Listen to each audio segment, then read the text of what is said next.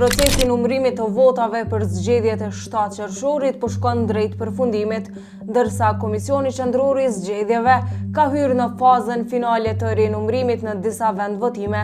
Sipas të dhënave të fundit janë përcaktuar edhe ndarjet përfundimtare të mandateve për partitë kryesore, bashkë me listat e kandidatëve më të votuar dhe atyre që kanë siguruar më pak vota brenda subjekteve politike.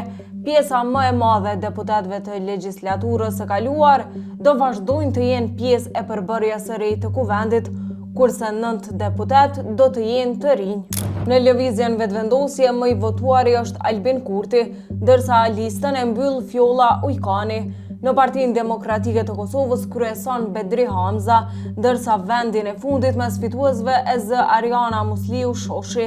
Te Lidhja Demokratike e Kosovës më së shumti vota ka marrë Vjosa Osmani, ndërsa listën e fituesve e mbyll Parez Guri.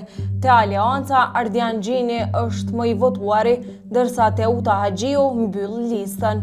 Procesi i numërimit dhe rinumërimit pritet të mbyllet plotësisht në 8 nëntor, ndërsa rezultatet finale do certifikohen nga KQZ.